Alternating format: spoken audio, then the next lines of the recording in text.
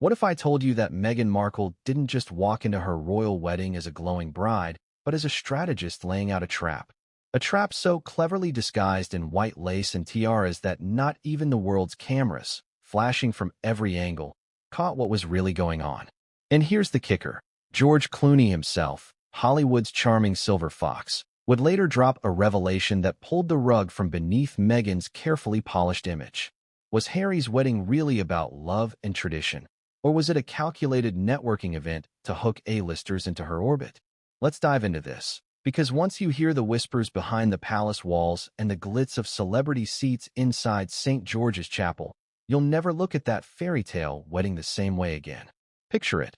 May 19th, 2018. The world's eyes glued to Windsor Castle.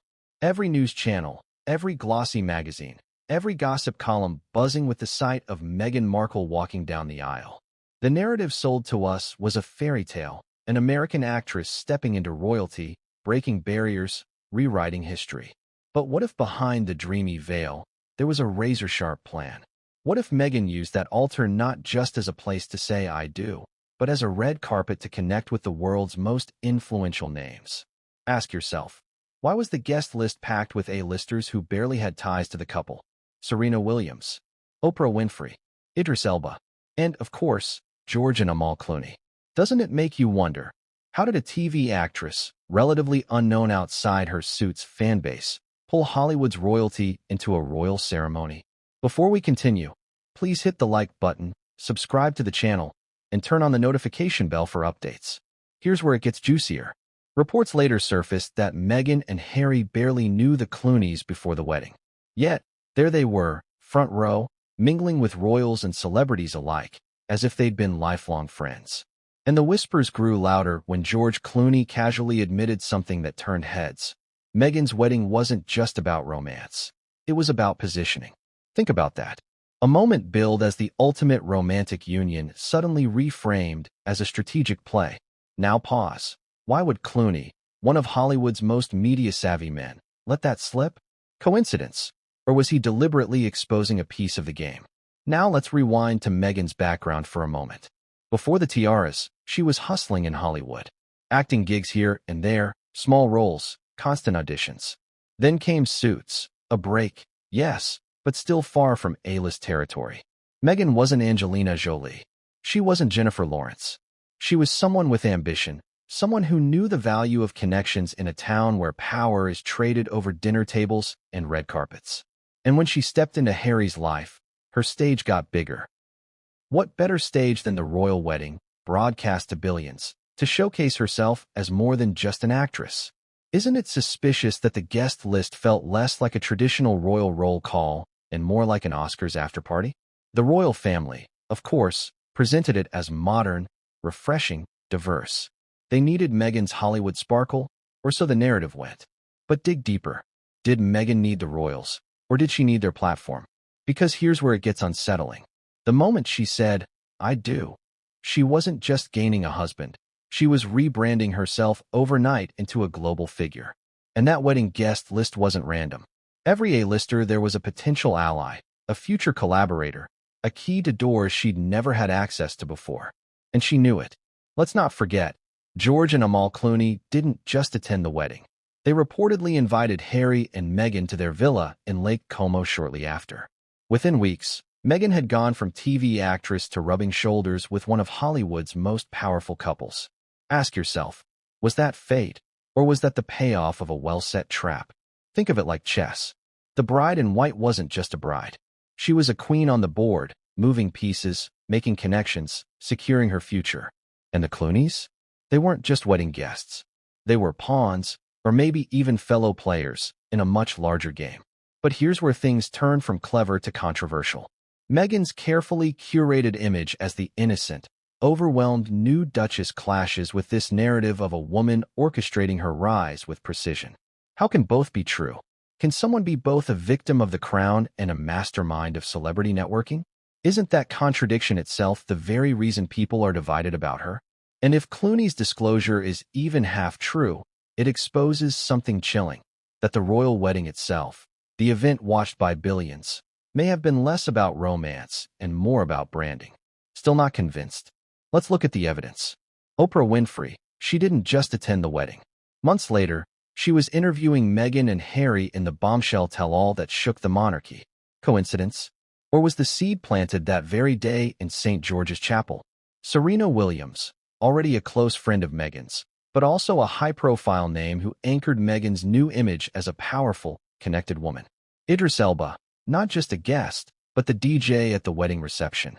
Again, not exactly the traditional royal guest list. Every A-lister there seemed to serve a purpose, not just for optics, but for alliances that would pay off down the line. Now, let me pose this directly. If you had one moment, one global spotlight where billions of people were watching, wouldn't you want to control that narrative? Wouldn't you use it not just to show love, but to cement power? Meghan isn't the first to do it. History is full of women who turn marriages into platforms. But what makes this different is the scale, the brazenness, and the fact that years later, insiders like George Clooney are hinting at what really went on. And here's the question nobody dares to ask. Did Harry know? Was he just a groom in love, oblivious to the larger plan? Or was he complicit, a partner in the strategy to merge royal prestige with Hollywood influence? Imagine the emotional stakes here. The world wanted a love story. The palace wanted a PR victory. Meghan wanted connections. Harry wanted Meghan. But when those interests collide, who really wins? We'll come back to that explosive thought. But for now, consider this. George Clooney's offhand disclosure may have been more than a slip. It might have been a signal, a reminder that even in Hollywood, people know when they're being used. And if Meghan really set the trap at her wedding, then Clooney may have just tugged at the first thread that could unravel the entire fairy tale.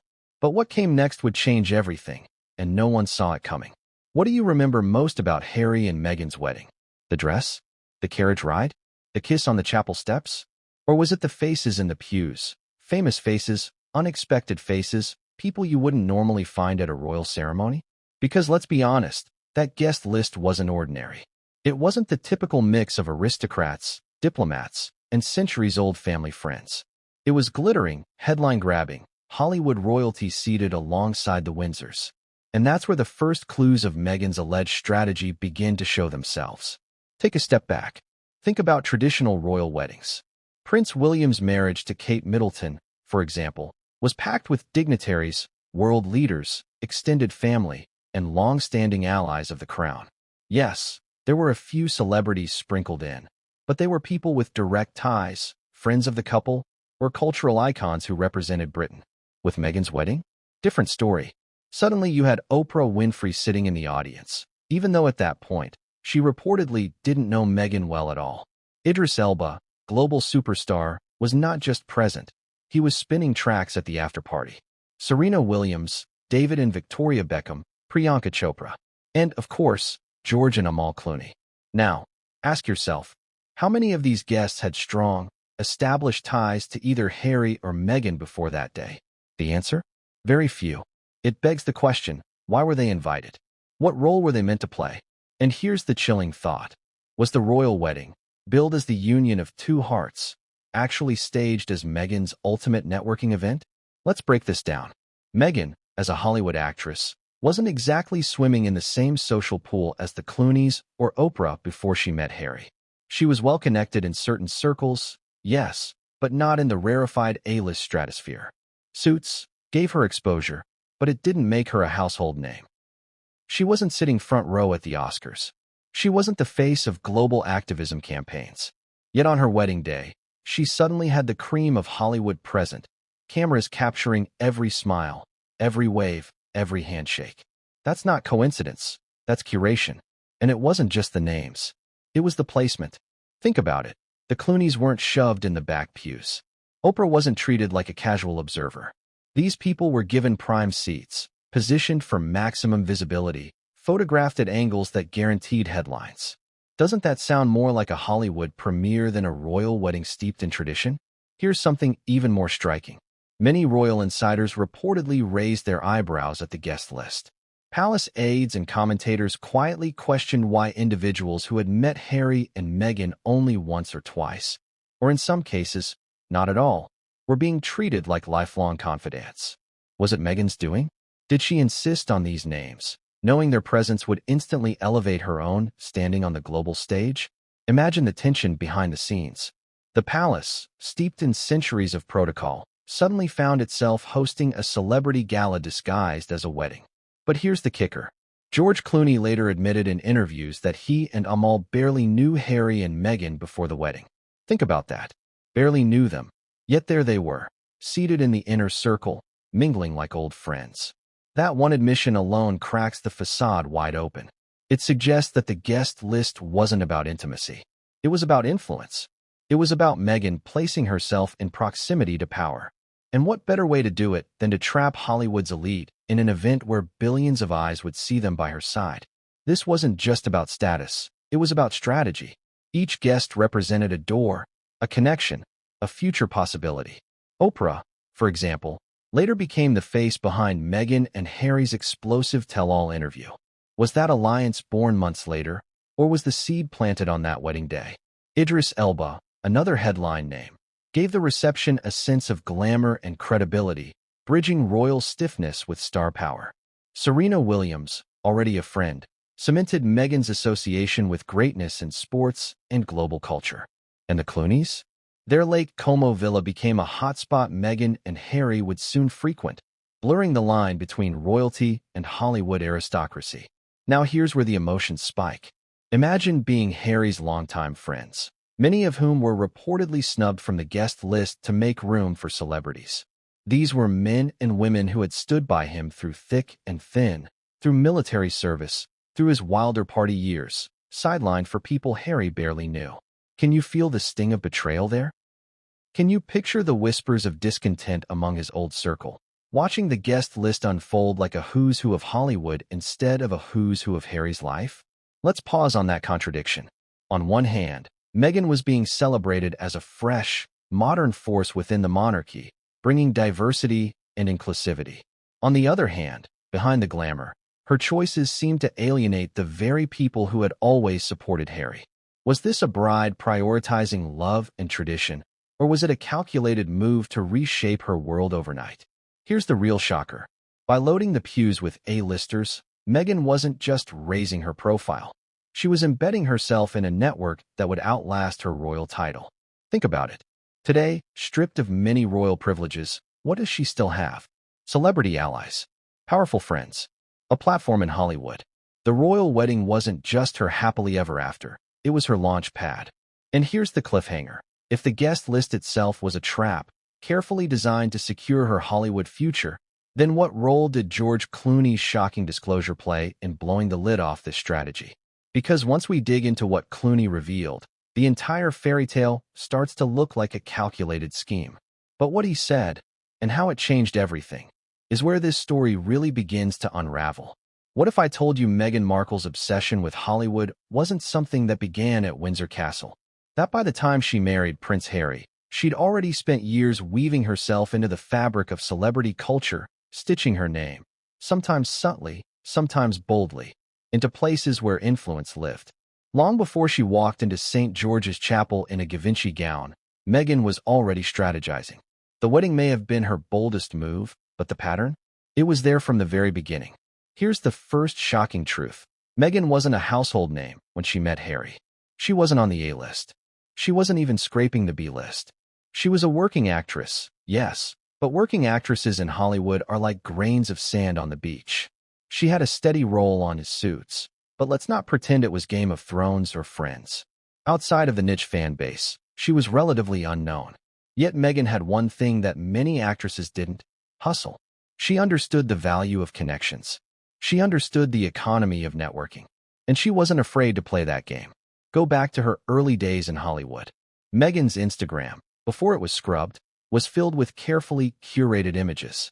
Not just selfies, but pictures with influencers, charity organizers, stylists, designers. She knew the importance of being seen with the right people. Every dinner party, every event, every appearance was an opportunity. And Meghan rarely let those opportunities slip. Even when she was just beginning to gain traction, she aligned herself with the right crowd. The ones who could elevate her image. The ones who could open doors. Here's an example that often flies under the radar. Meghan's friendship with Jessica Mulroney. Jessica wasn't just a stylist. She was Canadian fashion royalty, connected to political and celebrity circles. That relationship gave Meghan credibility in elite social spaces. Was it coincidence? Or was it part of a larger strategy, leveraging one relationship to reach the next, climbing the ladder rung by rung? Doesn't it sound eerily similar to what happened later at the royal wedding? And Meghan didn't stop there. She maneuvered her way into humanitarian spaces, another savvy play.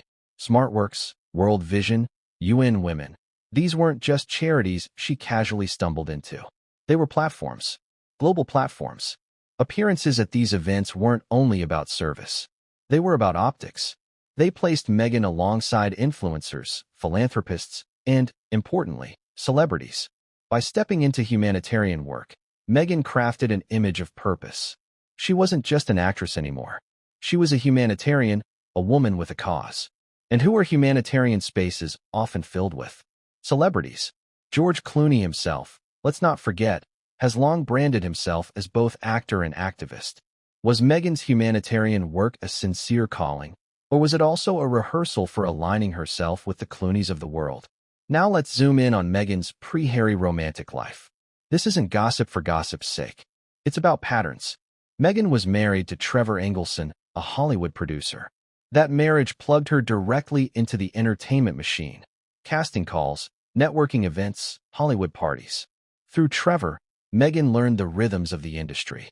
She learned how influence moved, how introductions worked, how reputations were built. Even after their split, Meghan maintained connections she'd forged in those years. Doesn't that suggest a certain intentionality? A certain instinct for survival in an industry where visibility is everything? But here's where the contradiction slaps you in the face. Meghan often claimed she was a private person, uninterested in the spotlight.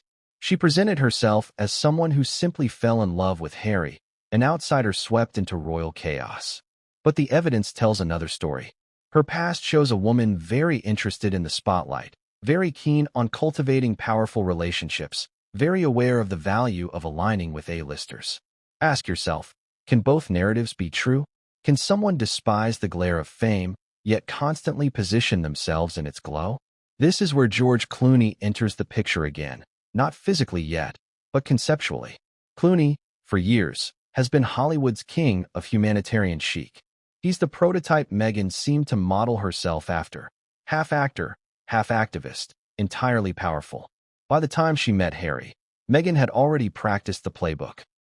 Blend acting with humanitarianism, leverage visibility into access, access into connections.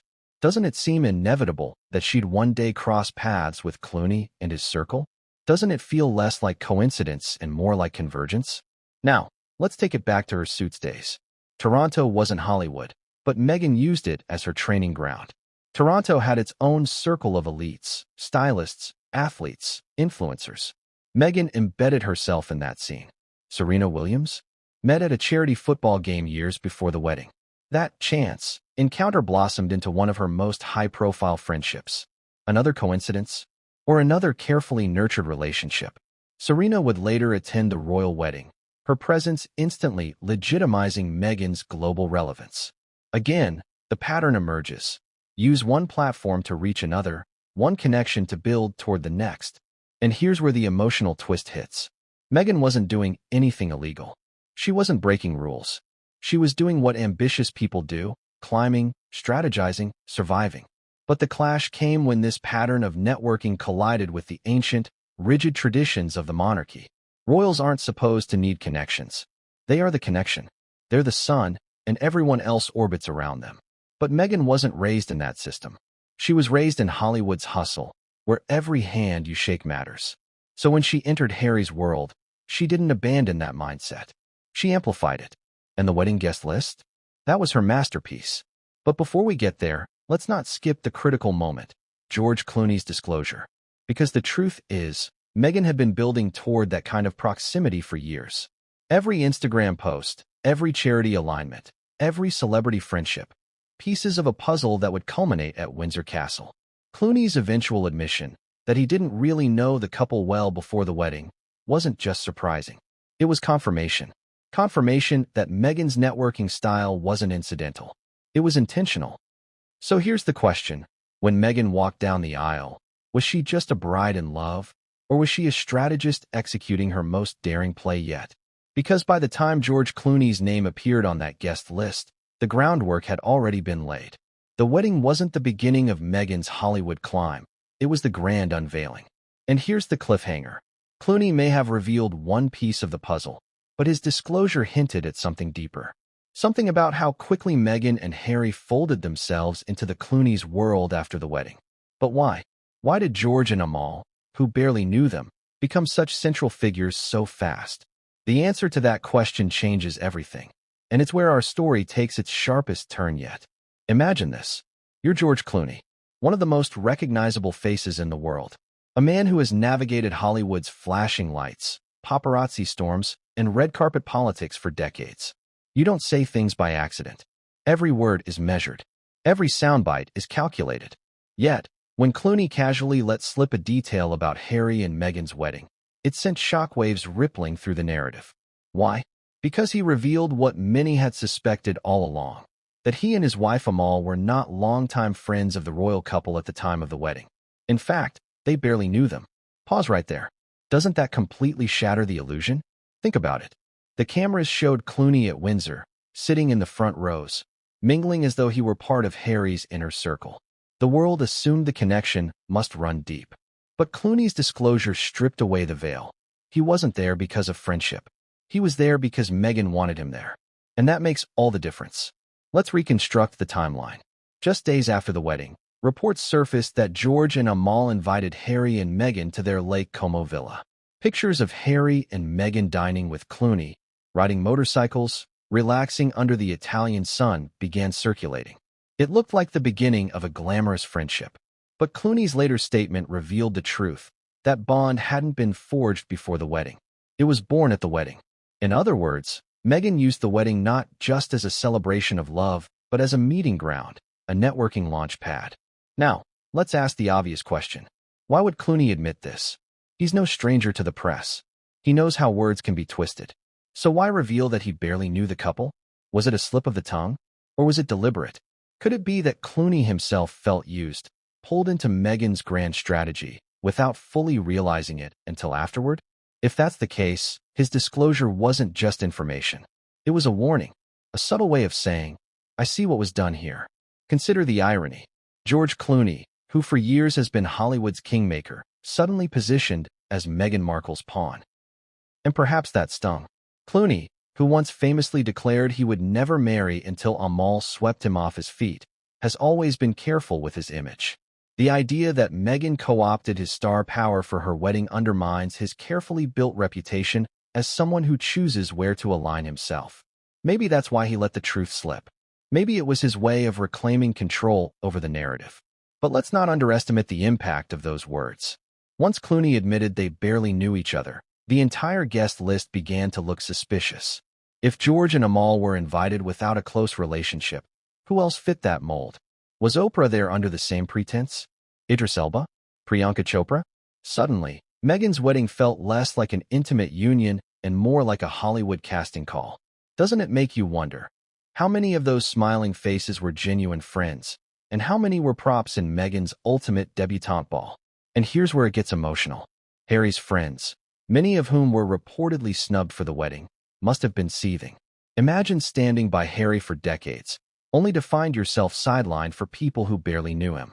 Imagine being swapped out for celebrities who were strangers to the groom. The betrayal isn't just personal, it's symbolic. It showed that Meghan was willing to rewrite the rules of a royal wedding to suit her agenda. And Clooney's disclosure cracked that truth wide open.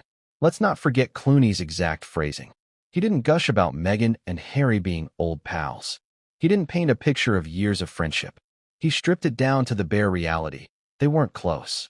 He didn't have to say more, because the silence filled in the blanks. If he didn't know them, why was he there?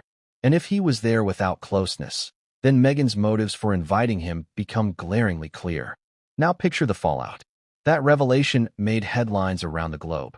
The fairy tale image Meghan had curated, a bride surrounded by beloved friends and family, suddenly had cracks in it. The narrative began to shift. Critics saw her as calculating, opportunistic, A woman who viewed her wedding not as a personal milestone, but as a PR spectacle. And Clooney's words? They were the gasoline poured over that fire. But here's the contradiction we can't ignore. Meghan has always claimed to crave privacy, to detest the spotlight. Yet her actions, the guest list, the celebrity placements, the carefully choreographed optics, scream the opposite. Clooney's disclosure sharpened that contradiction. It highlighted the gap between Meghan's words and her actions. And in Hollywood, that kind of hypocrisy is lethal. Audiences can forgive ambition, but they don't forgive deception. This leads us to a pivotal question. Did Clooney regret attending? Did he feel complicit in a stage performance that duped not just the royals, but the entire world? We may never get a direct answer, but his distance from Meghan and Harry in later years speaks volumes. At first, he defended them publicly. He even compared Meghan to Diana, warning about media harassment. But as time went on, Clooney's voice grew quieter. His public appearances with the couple dwindled. Silence replaced support. Isn't that telling? Now, let's circle back to the emotional stakes. Harry, who once prided himself on loyalty to his inner circle, now found himself surrounded by people who didn't know him, people who were there for Meghan. Did he notice? Or was he too blinded by love to see the reality? That tension, the possibility that Harry was oblivious while Meghan was orchestrating, adds another layer of tragedy to this story. So here we stand. George Clooney, the man whose very presence at the wedding symbolized Meghan's leap into Hollywood's highest echelon, inadvertently became the one to puncture her narrative. His disclosure wasn't just gossip, it was evidence. Evidence that the fairy tale wedding was less about romance and more about networking. And if that's true, then the entire marriage takes on a new, unsettling meaning. But here's the cliffhanger.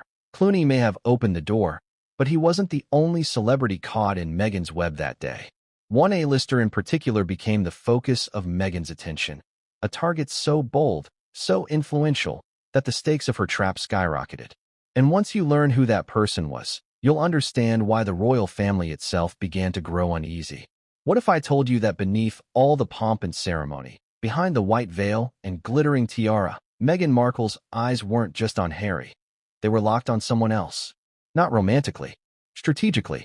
Because on that very wedding day, Meghan wasn't only securing her place in the royal family, she was setting her sights on one of Hollywood's most powerful A-listers.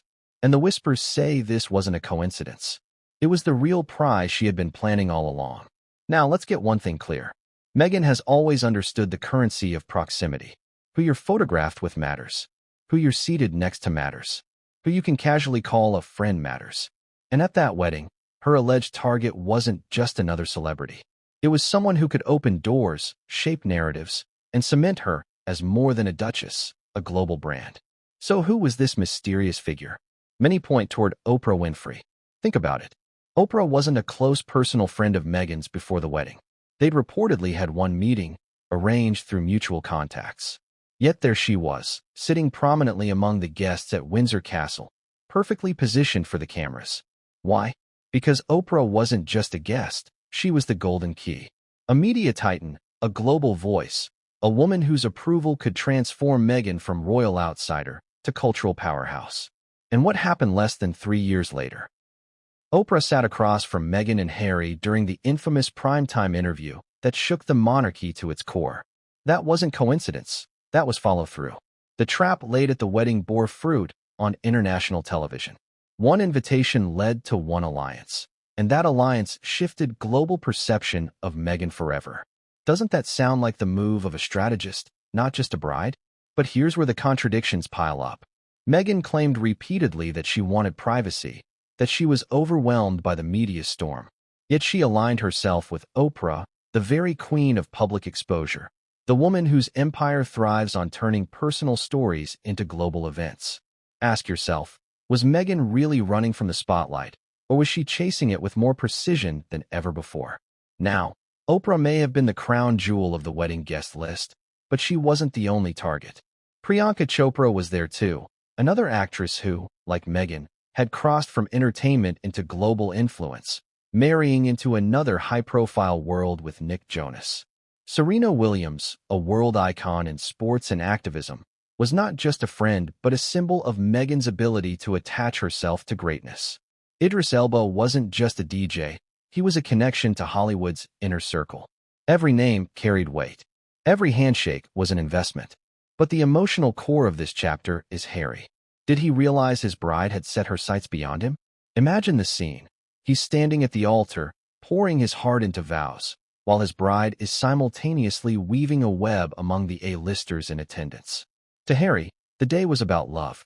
To Meghan, critics argue, it was also about leverage. That contradiction is devastating. It paints a picture of a man deeply in love, blinded to the fact that his wedding had been repurposed into a networking summit.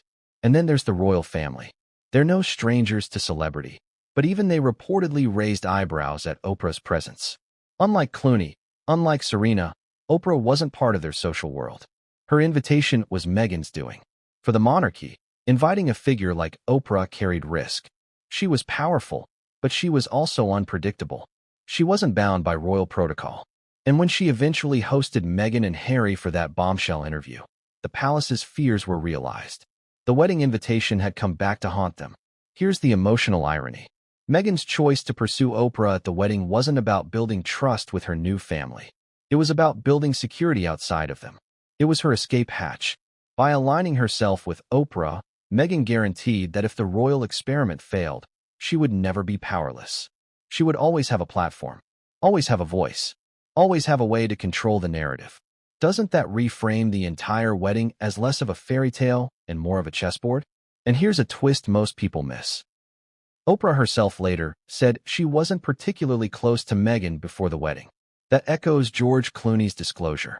Both megastars, both allegedly new acquaintances, yet both placed prominently at the most important day of Meghan's life. Doesn't that suggest the invitations weren't about closeness, but about calculation? So, let's recap the shocking reality. Meghan Markle may have walked down the aisle for Harry, but her eyes were also on Oprah, Priyanka, Serena, Idris, and the Clooneys. She wasn't just marrying into royalty. She was binding herself to Hollywood's elite. The wedding was the bait. The guests were the prey. The trap was set. But here's the cliffhanger. If Meghan's strategy was so blatant, why didn't the palace step in? Why didn't someone stop her from turning a sacred royal event into a celebrity networking gala? The answer is darker than you think, and it reveals how the royal family's own weaknesses allowed Meghan's plan to unfold unchecked. And once you hear what happened behind closed doors, you'll see why this trap was nearly impossible to escape. Now let's shift our gaze away from the cameras and the glossy headlines and step inside the quiet, stiff corridors of the royal family. Imagine the contrast. Outside St. George's Chapel, the public saw smiles, waves, and fairy tale images plastered across the globe. Inside the palace, behind closed doors, there were whispers, low voices, furrowed brows, subtle but undeniable tension. Because while the public was enchanted, some members of the royal family couldn't help but notice that something about Meghan's wedding guest list felt off. Here's where the cracks began to show. Royal weddings aren't just social events. They're political statements. Every guest, every seat, every inclusion or exclusion carries meaning. Protocol matters. Tradition matters. And when the Queen's courtiers looked around at Meghan's wedding, they didn't see the usual cast of dukes, earls, and lifelong royal allies filling the pews. Instead, they saw Hollywood. Bright, polished, camera-ready Hollywood. And that raised more than a few royal eyebrows. Think of Princess and a woman known for her no-nonsense, steel-eyed judgment. Imagine her gaze sweeping the pews and landing on Oprah Winfrey. Oprah, who had met Meghan once. Oprah, who wasn't tied to the crown, who wasn't a family friend, who wasn't a diplomat or an aristocrat. What must she have thought? Perhaps something along the lines of, "This isn't how we do things," and has never been one to mince words. And one can picture her sharp disapproval even if it wasn't spoken aloud. And what about Prince William? At the time, still learning how to balance his role as brother and future king, William reportedly tried to warn Harry about rushing into marriage. His concern wasn't just about Meghan as a person, but about what she represented. Now picture him, sitting in the chapel, noticing that many of his brother's old friends were missing while Hollywood names had taken their places. Doesn't that sharpen his earlier warnings? Doesn't it make his unease seem less like brotherly interference and more like foresight? Even the Queen's courtiers, Those faceless men in suits who guard centuries of protocol must have been uneasy. They understood what many outsiders didn't, that the monarchy is fragile, its stability resting on perception. And perception is shaped at moments exactly like this. To them, Meghan's guest list wasn't just unorthodox, it was risky. It blurred the line between monarchy and celebrity. And for an institution built on mystique, on separation from ordinary life, that kind of blurring is dangerous. Now, let's linger on the emotional contradiction. Meghan insisted her wedding was about love, about unity, about breaking barriers. And on the surface, that sounded noble. But the royals saw something else. They saw a guest list that didn't honor tradition, didn't pay respect to royal allies, didn't even fully include Harry's old circle. Instead, they saw a bride who seemed more invested in projecting star power than in honoring the customs of the family she was marrying into. Isn't it chilling to realize that even on her wedding day, Meghan was setting herself apart, not blending in? Then came the whispers. Palace aides questioned how these celebrities even made it onto the list. Some muttered that Meghan had handpicked them herself, overriding protocol. Others suggested Harry was too smitten to care, too blinded by love to see what was happening.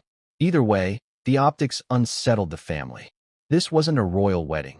It was starting to look like a celebrity gala staged inside Windsor Castle. And here's the twist that makes this even darker. Those raised eyebrows weren't just about suspicion. They were about fear. The royals knew Meghan's strategy could backfire.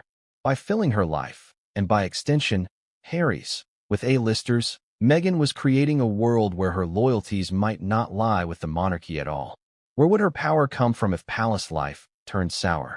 Not from tradition, not from the crown, from Hollywood, from Oprah, from Clooney, from Serena. In other words, Meghan wasn't tying herself to the monarchy. She was building a backup plan.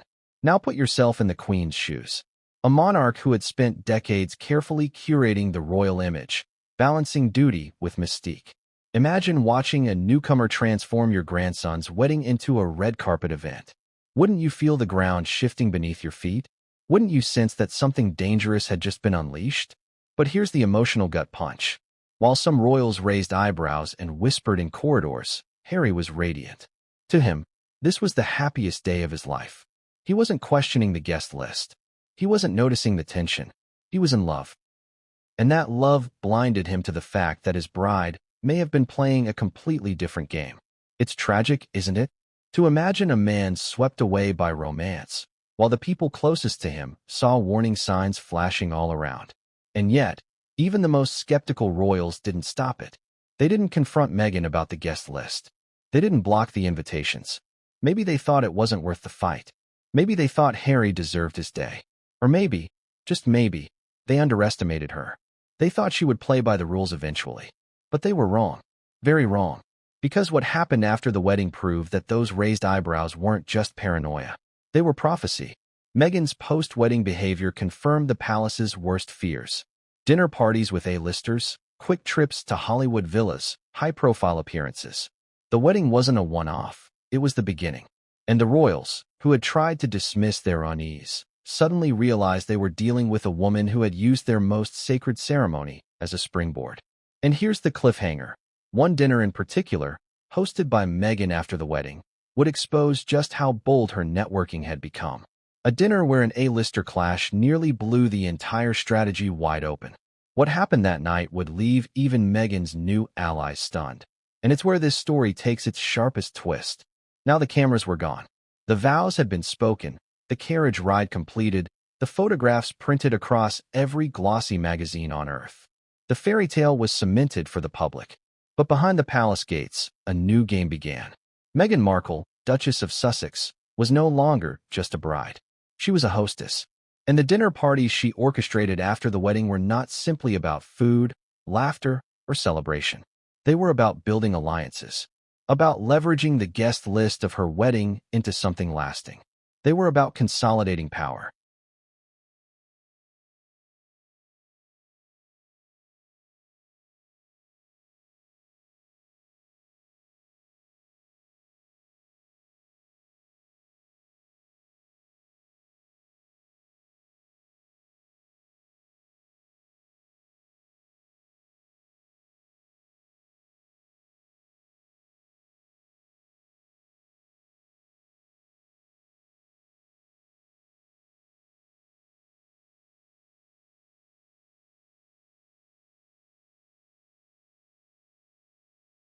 Picture it, a grand dining room, candlelight flickering against polished silver, bottles of wine uncorked. Meghan at the head of the table, Harry beside her, and around them, not childhood friends from Eton, not long-standing royal confidants, but Hollywood A-listers.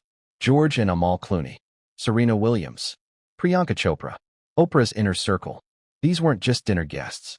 They were trophies of influence. Each name represented access to a different kingdom: media, fashion, sports, film. And Meghan, ever the strategist, was weaving them all together under her roof. But here's where the contradiction becomes unavoidable. Meghan and Harry had told the world they wanted privacy, that they longed for quiet family life away from the press. Yet who did Meghan surround herself with? Not ordinary neighbors, not discreet confidants, but some of the loudest names in global celebrity culture. Doesn't that strike you as strange? Doesn't it make you wonder, was privacy ever really the goal? Or was it the cover story while she built her new empire, one glamorous dinner at a time? Insiders whispered that Meghan's guest lists were curated with surgical precision. She wasn't inviting people at random. She was targeting those who could help her rebrand. Serena Williams gave her credibility in the world of sports and activism. Priyanka Chopra connected her to the powerful Bollywood-Hollywood crossover. The Clooneys gave her legitimacy among Hollywood's aristocracy. And Oprah? Oprah was the ultimate endgame, a media queen who could hand Meghan the microphone of the world. And then came the drama. At one particular dinner, sources claimed, tensions flared between two A-list guests, both used to being the center of attention, both unwilling to be overshadowed. Meghan, caught in the middle, had to play peacekeeper. But the clash revealed something deeper. Even her allies sensed the manipulation. They weren't just there for casual fun. They were pawns in Meghan's game. And pawns, eventually, resent being moved. Think about Harry during these gatherings. A prince raised in the regimented world of duty and tradition, suddenly thrust into soirees that felt more like Beverly Hills than Buckingham. He smiled. He played host. But did he truly belong? Or was he, too, a guest at Meghan's table, orbiting the Hollywood sun she had pulled into their lives? The emotional sting here is sharp. Harry, the man who once craved normalcy, found himself in an even brighter spotlight, surrounded by people he barely knew, because his wife demanded it. Let's not ignore the irony. Meghan painted the royals as cold, unwelcoming, elitist. Yet her own social circle was just as elitist, if not more so. How many ordinary people were invited to these dinners? How many non-celebrities were welcomed into her home? The truth is, Meghan traded one form of exclusivity for another. She left the crown's aristocracy only to embrace Hollywood's. Different crown, same game. And the royals noticed. Palisades grew increasingly uneasy. They had hoped Meghan would adjust to her role, lean on tradition, and respect the family's customs. Instead, she was building an alternate court, one filled not with dukes and duchesses, but with actors and moguls. To the monarchy, this was dangerous. The crown survives by being above pop culture, not entangled with it. Meghan's dinner parties blurred that line, threatening the mystique that the Windsors had guarded for centuries. Here's where the emotional contradictions pile higher. Meghan's defenders would argue these dinners were about friendship, about connection, about creating a support system. But her critics point to the evidence. The same faces appeared at the dinners who had been strategically placed at her wedding. Was it really about friendship or about alliances? About ensuring that when the time came, Meghan would never be voiceless, never without influence, never without a seat at Hollywood's table? And let's not forget the chilling aftermath. Within a couple of years, Oprah, once just a guest, became the interviewer for the tell-all that rocked the monarchy. Priyanka Chopra, Serena Williams, the Clooneys, all remained valuable assets in Meghan's network. These weren't just dinner companions. They were chess pieces. Every gathering was a rehearsal. Every toast was an investment. Every conversation was a transaction dressed as camaraderie. But the story takes a darker twist. Not everyone bought into Meghan's charm. Some A-listers reportedly left her circle, distancing themselves quietly after realizing the dinners were less about friendship and more about strategy. And nothing confirms that suspicion more than the night when one dinner ended with Meghan's carefully laid image slipping, when someone challenged her and the mask cracked. Here's the cliffhanger. That explosive dinner didn't just rattle Meghan's guests, it rattled Harry. For the first time, he caught a glimpse of how his bride's social game might not align with the love story he thought they were living.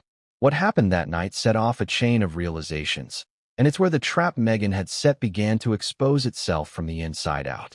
What does it mean to say Meghan Markle set a trap? It's a phrase that has been whispered across tabloids, insider reports, and the quiet mutterings of palace aides. But a trap is more than just a plan. It's a structure. It's a mechanism designed to lure, to catch, and to hold. And when you look closely at Meghan's royal wedding and her actions before and after, the pieces start to click together. The guest list, the dinner parties, the sudden alliances, they weren't accidents. They were the bait. The trap was the spotlight itself. Think about it. A trap always begins with bait. For Meghan, the bait was her wedding. A royal wedding isn't just an event, it's a global spectacle. Billions watch. Millions dissect every detail. The dress, the music, the flowers. But hidden within those details were names. Names like Oprah, George Clooney, Serena Williams. By inviting them, Meghan wasn't just filling seats. She was sending a message: I belong here. I am one of you. And once those names were linked to her in photographs, in headlines, in the public consciousness, the trap had been sprung. Because whether they liked it or not, they were now tethered to her brand. The middle stage of a trap? The mechanism. In Meghan's case, the mechanism was networking. Carefully curated dinners. Selective appearances. Strategic partnerships. It wasn't about spending time with friends. It was about leveraging proximity into permanence. George Clooney said he barely knew Harry and Meghan before the wedding. Yet weeks later, they were in his villa at Lake Como. Oprah admitted she wasn't particularly close to Meghan. Yet within a few years, she was hosting the interview of the decade. Coincidence, or the mechanism working exactly as designed? And then comes the final stage of a trap, the snap. The moment when the prey realizes they're caught, and escape is nearly impossible. For Meghan, that snap was control of the narrative. Once Oprah sat across from her, microphone in hand, the story was no longer the palace's to tell. It was Meghan's. She had caught not just the A-listers, but the public, the press, the world. And the royal family, bound by centuries of silence and protocol, couldn't fight back on the same terms. The trap had done its job. Now, let's layer in the emotional contradictions. Meghan often portrayed herself as a victim, someone overwhelmed, hounded by the press, unsupported by the crown. And yet, the trap narrative paints her as the architect, the mastermind, the one pulling strings with precision. Which is true? Could both be? Could Meghan be both a victim of circumstance and a strategist exploiting it? That duality is what keeps people arguing. It's what makes her story so magnetic, so polarizing. Consider the irony. Meghan claimed she wanted to use her platform for good, for humanitarian causes, for charity, for positive change. And perhaps she did. But what if the platform itself was built not on love or tradition, but on calculation? What if her philanthropy was genuine, yet her method of securing it was ruthless? History is filled with figures who justified their methods with noble ends. Does Meghan fall into that category? Or was the trap always about power, plain and simple? And here's where George Clooney's disclosure becomes crucial. By admitting he barely knew the couple before the wedding, he inadvertently exposed the blueprint. If Clooney was there without a true connection, how many others were as well? How many of those smiling faces in the pews were there not because of bonds of friendship, but because Meghan saw them as future leverage? That's the chilling part. The trap wasn't just about one person. It was about an entire web of influence. Let's bring Harry into this picture. Where does he fit? Was he part of the trap, knowingly complicit, or was he just the bait himself? To some, Harry was the love-struck groom, blissfully unaware that his bride was executing a masterstroke. To others, he was the co-conspirator, willing to use his royal status to merge with Hollywood. Both versions carry emotional weight. In one, Harry is the victim of ambition. In the other, he is the enabler of it. Which do you believe? And what about the royals? They saw the trap being set, or at least sensed it, yet they let it unfold. Was it fear of confrontation? Was it love for Harry? Or was it arrogance, believing Meghan would eventually fall into line? That miscalculation cost them dearly. Because once the trap was sprung, there was no rewinding. Oprah's interview, the Hollywood alliances, the Netflix deals, every step traced back to the seeds planted at that wedding. Now let's pause for a gut punch. The very event the world celebrated as a love story may have been, at least in part, a transaction. Harry gave Meghan a crown. Meghan gave Harry love. But beneath that surface exchange, Meghan also gained something priceless: access. And access is power. If that's true, then the royal wedding wasn't just a celebration. It was a negotiation. A chess move. A contract written not on paper, but in smiles and handshakes and photo ops. So let's circle back to the definition. A trap is designed to lure and ensnare. By that definition, Meghan's wedding fits the bill perfectly. The lures were the invitations, the dinners, the curated image. The ensnaring was the binding of A-listers to her brand, making them part of her story whether they wanted to be or not. And the outcome? Meghan positioned herself as untouchable. Even when stripped of titles, even when criticized by the press, she still had allies. Still had Oprah. Still had Hollywood. And here's the cliffhanger. If Meghan's trap worked so effectively at the wedding, what happened afterward when one of her biggest catches, George Clooney himself, began to pull away? Why did Clooney, once so visible in her orbit, retreat into silence? The answer to that question exposes not just Meghan's strategy, but the cracks in it. And once you see those cracks, you'll realize the trap wasn't as perfect as it first appeared.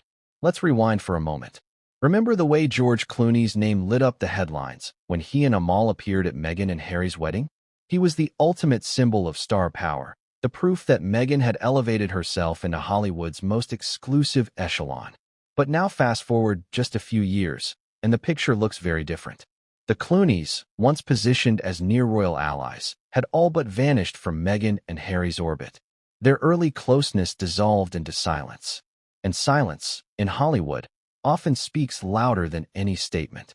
Why did this happen? Why did George Clooney, who initially defended Meghan so passionately, suddenly grow distant? To answer that, we need to retrace the arc of their relationship. After the wedding, the Clooneys were everywhere in Meghan and Harry's new life. Reports claim that the Sussexes were frequent guests at the Clooneys' lavish villa on Lake Como. Pictures circulated of Harry riding motorcycles with George, Meghan lounging by the pool with Amal. It looked like a glamorous friendship, a blending of royal prestige with Hollywood's elite. Meghan had seemingly achieved exactly what she wanted. She had secured the Clooneys as allies. But then, something shifted. Clooney began to pull back. Publicly, he made fewer comments. Privately, rumors swirled that he and Amal were less enthusiastic about being drawn into Meghan's whirlwind. The very couple who had been front and center at the wedding began fading into the background. Now here's where the speculation sharpens. Some say Clooney realized he'd been used. His presence at the wedding wasn't about friendship, it was about optics. He admitted himself that he barely knew Harry and Meghan before the ceremony. Imagine realizing that your image, your reputation, your global brand had been leveraged as part of someone else's strategy. Wouldn't that sting? Wouldn't that leave a bitter taste? Think about Clooney's own carefully managed career. For decades, he's been more than just an actor.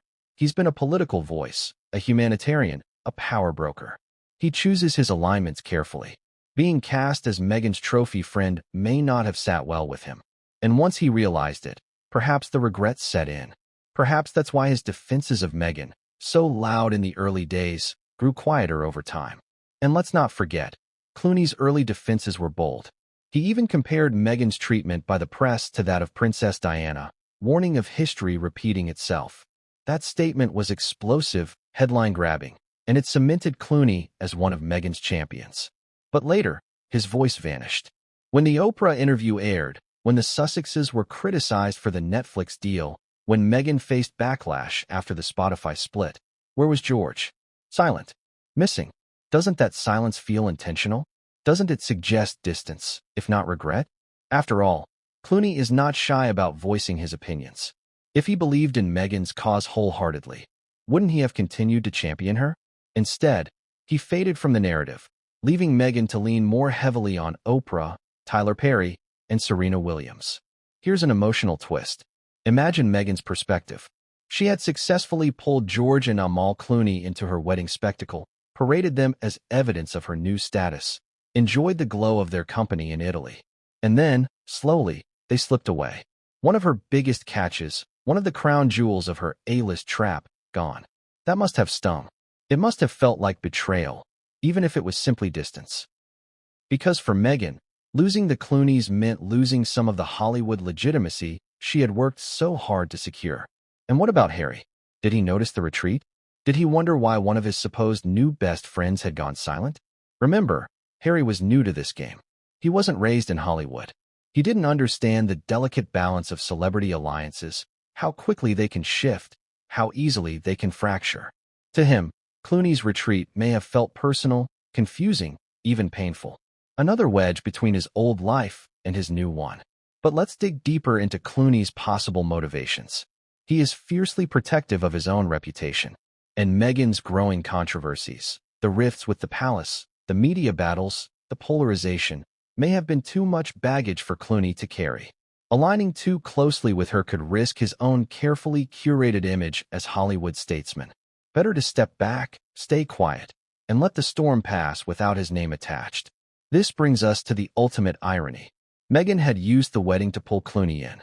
But Clooney, seasoned and savvy, eventually slipped out of the trap. And his retreat exposed the fragility of Meghan's strategy. Yes, she had caught Hollywood's attention. But keeping it was another matter entirely.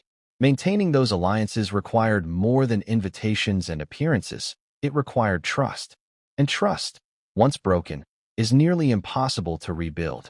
So, here's the contradiction we're left with. Meghan's trap worked, at least initially. She secured the Clooneys, aligned with Oprah, pulled in Serena and Priyanka. But over time, the very strategy that elevated her also exposed her. People began to see the calculation. They began to feel the manipulation. And some, like Clooney, quietly chose distance over loyalty. Now let's land on the cliffhanger. Clooney's retreat wasn't just a personal loss for Meghan, it was a warning. If George Clooney, one of Hollywood's most gracious and diplomatic figures, felt the need to step back, what did that say about Meghan's relationships with others? And if even her strongest catches could slip away, how long could she maintain the web she had spun? Because here's the truth. Clooney's silence was not the end of Meghan's troubles. It was the beginning of the unraveling.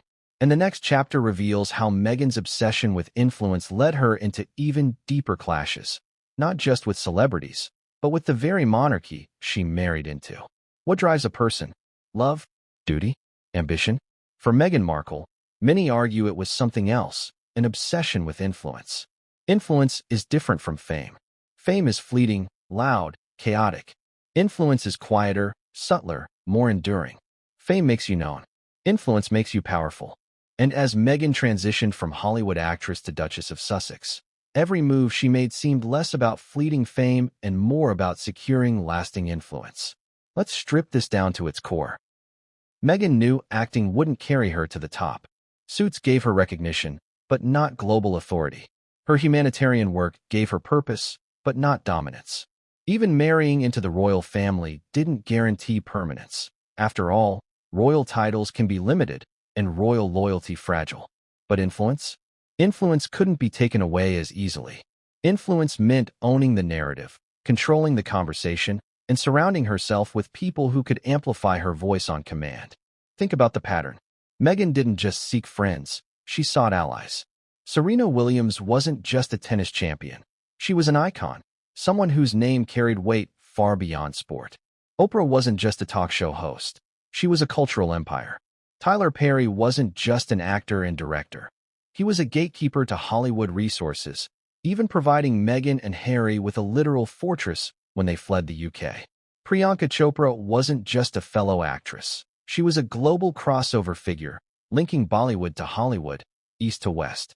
And George Clooney wasn't just a movie star. He was Hollywood royalty with political credibility. Every one of them represented not just fame but access. Access to influence, to power, to permanence. Now, ask yourself, is it wrong to want powerful friends? On the surface, no. Many ambitious people build networks. But here's the contradiction. Meghan claimed she wanted to be left alone, that she longed for privacy. Yet her circle of choice was filled with the most visible, most public, most influential figures alive. That's not privacy, that's power building. Doesn't it strike you as disingenuous? This obsession with influence clashed directly with the monarchy. The royal family's power is rooted in tradition, distance, and mystique. They don't need to chase influence because they are influence. Their very existence commands attention. But Meghan's behavior threatened to destabilize that. By filling her life with A-listers, she was essentially creating a rival power base, a new court, not of dukes and duchesses, but of moguls and celebrities. And in the palace, that was seen as dangerous.